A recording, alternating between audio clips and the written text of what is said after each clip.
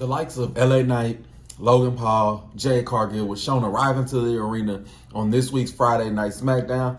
I am your host, Unknown Emperor, here to bring you this week's review of Friday Night Smackdown. Here, we give you our facts, we give you our opinions, and we give you what we give you. Thank you for tuning in. A recap of Jacob Fatu's arrival last week was then played at the beginning of Friday Night Smackdown, which led to the Bloodline showing up in the black SUV and making their way to the ring.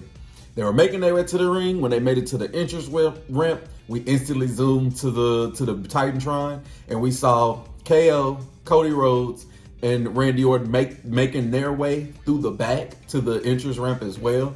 And then they came out, they had a stare down with the Bloodline. So Friday Night Smackdown got started off with a brawl, which was complete chaos to start off.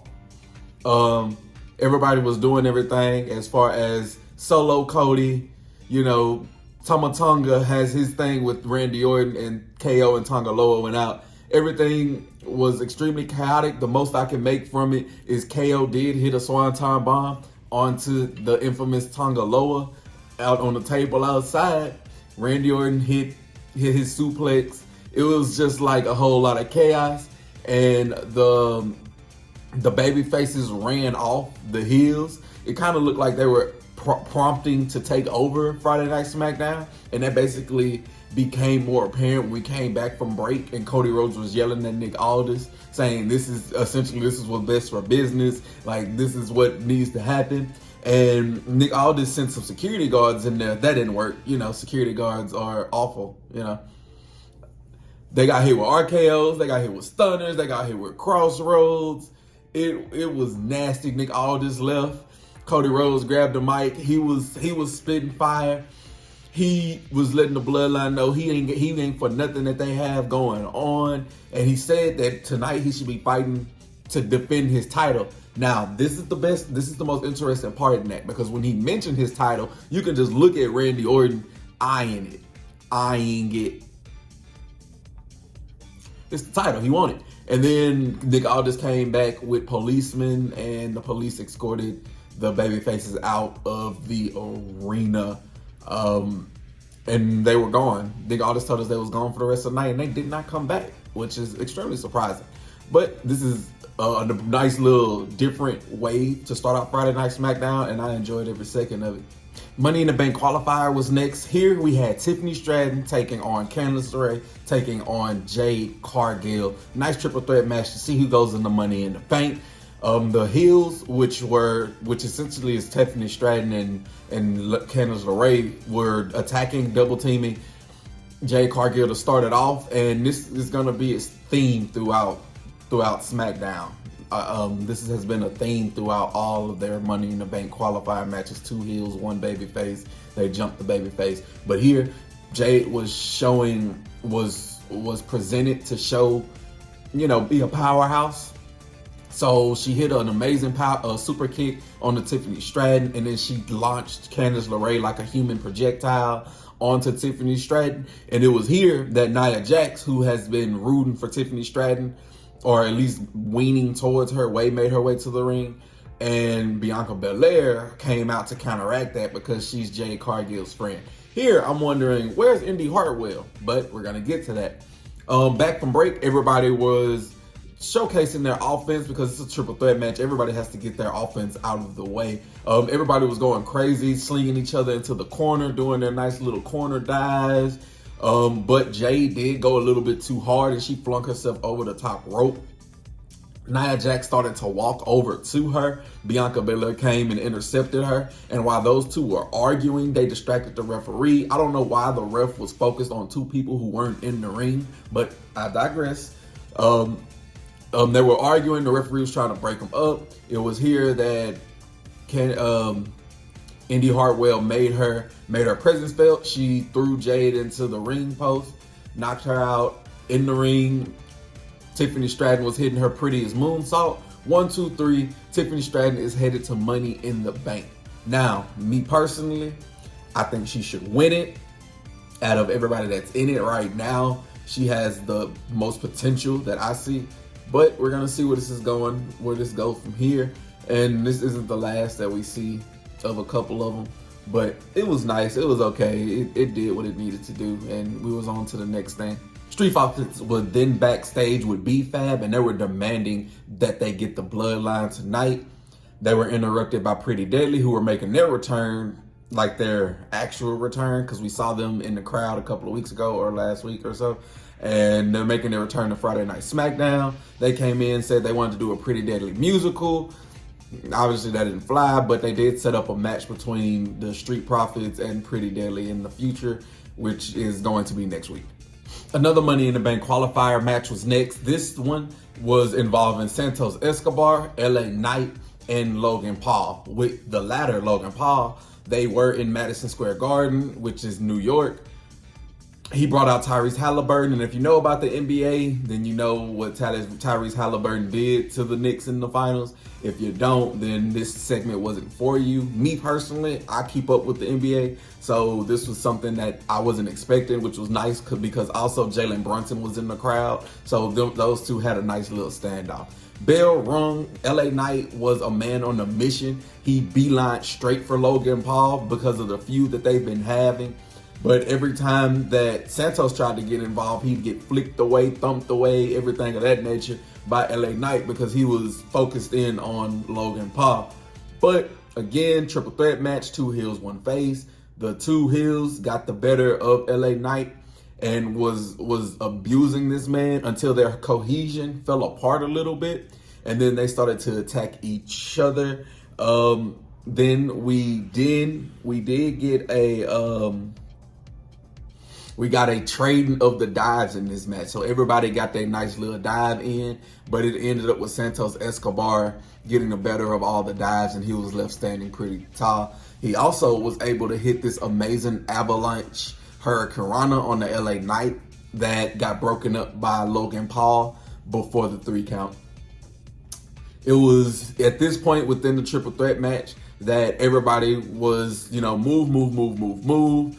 Wasn't nobody getting the momentum, and wasn't nobody getting the better of anybody. So this was kind of like you do a move, not necessarily taking somebody out and then one-on-one. It was a nice little back and forth between all 3 competitors. LA Knight then hit an amazing avalanche back suplex on the Santos Escobar, and while those two were on the ground, Logan Paul was able to hit a nice swanton bomb that LA Knight kicked out of at 2.9999. It was almost 3. I was as shocked as Logan Paul was. He signaled to Tyrese Halliburton on the outside. Tyrese Halliburton grabbed the brass knuckles and was gonna give him to Logan Paul, but it was here. Jalen Brunson, he jumped the barricade, so they're having to stare off.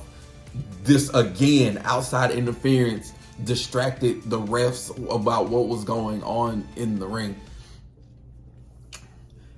LA Knight rolled up Logan Paul and he got the 1, 2, 3. So LA Knight is heading to Money in the Bank, and he was gonna get jumped by Tyrese Halliburton and Logan Paul when Jalen Brunson came in with a chair and ran him off. I personally believe that Logan Paul is gonna cost LA Knight from winning Money in the Bank, which is gonna set up their match at SummerSlam. I don't know where Santos go from here. I don't know. I guess Apollo Crews and Baron Corbin, because they was mentioning him earlier, but I honestly don't know. Me personally, I enjoyed the match. I enjoyed the NBA's interference in it, and I'm ready to see where it goes from here. Speaking of Apollo Crews and Baron Corbin, those two were backstage trashing Santos Escobar when Carmelo Hayes came in and told them that he was gonna win and call it Melo in the Bank, and they called him cocky. He walked off. And then next we got a video tribute package to Sika Anoa'i, the father of Roman Reigns, the Wild Samoan, one of the greatest tag teams of all time. They got a video package because he unfortunately passed away within the past weeks. So we are going to have a bit of a moment of silence in this video for him. because I'm just a nobody and an unknown guy, and this is the least that I can do.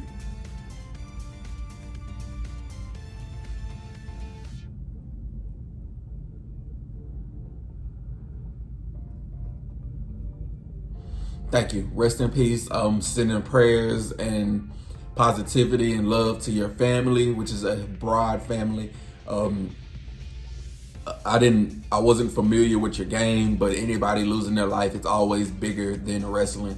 So I wanted to be, one of the many people sending out their condolences, their loves, and their prayers out to you, your family, and I'm sorry.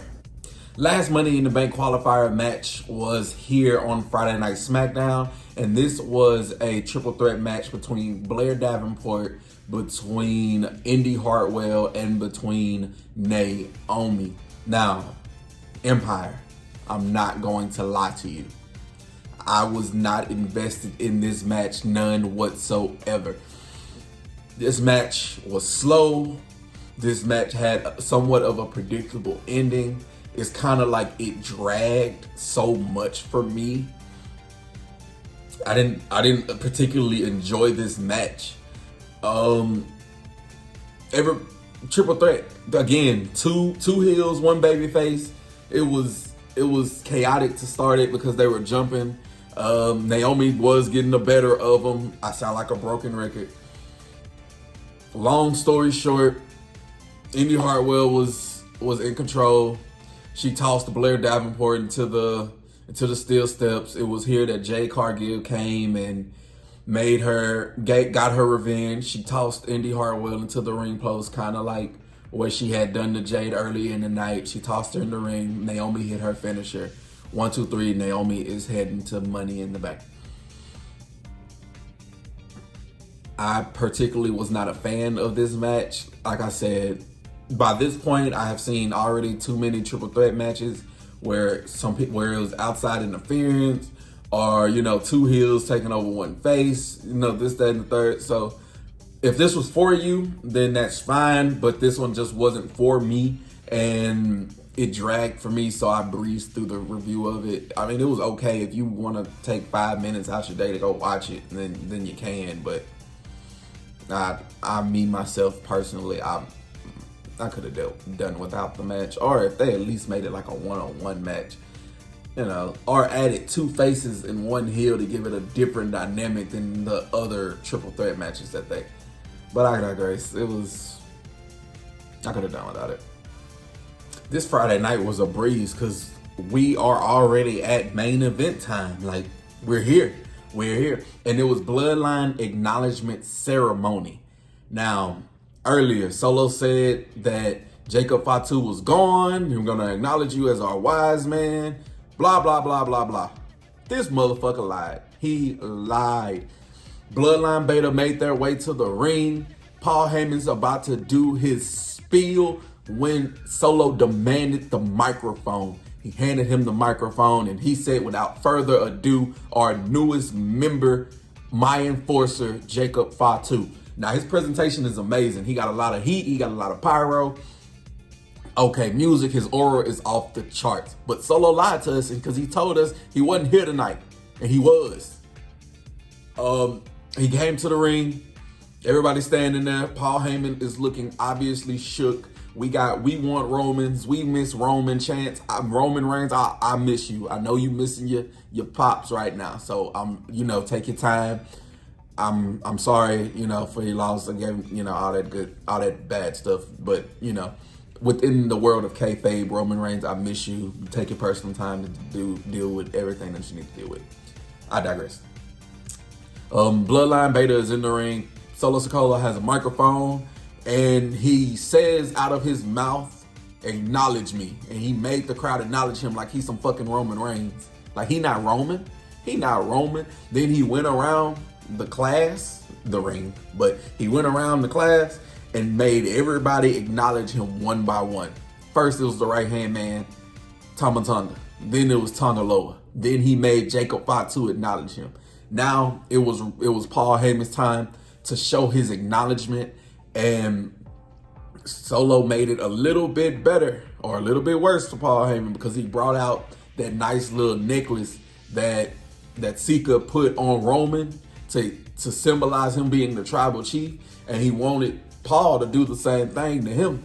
Paul said, I acknowledge that you are not my tribal chief because Roman is tribal chief. Like, what? You better put some respect. But unfortunately, they abused the wise man. He got hit with a Samoan spike. Jacob Fatu made his way to the top rope and he hit a flying headbutt. But this was not the end of it. They took this Hall of Famer, this wise man, this icon, and put him through the table. Let alone Paul Heyman got to be about 60, 70 years old. They put this man through a table, the announcer's table, with a triple power bomb, and was left standing. Now, I want Roman. I want Roman back. Hell, I'll even take Jimmy. Matter of fact, I don't even think Roman gonna come at Money in the Bank. I think it's gonna be Jimmy. Jimmy's gonna come at Money in the Bank. Or Jimmy's gonna come at SummerSlam. Because we gotta build up. We gotta build up to Roman coming back. We got to build up to Roman coming back, and we got to build up to Jay joining back, you know, even if it's momentarily. Like, man. But Bloodline Beta was standing tall at the end of it. This Friday Night Smackdown was a breeze. As you can tell, my reviews are normally longer than this because I don't know how to shut the hell up sometimes. But this one was fairly quick. But you let me know what you thought about this week's Smackdown. Don't forget to leave a like, a share, a follow, you know, comment down below what you like. Tell me what your predictions are for Money in the Bank. Tell me what your favorite part or what your least favorite part was in the comments down below. I do appreciate you for tuning in. I am Unknown Emperor. Until next time, I'll see you when I see you.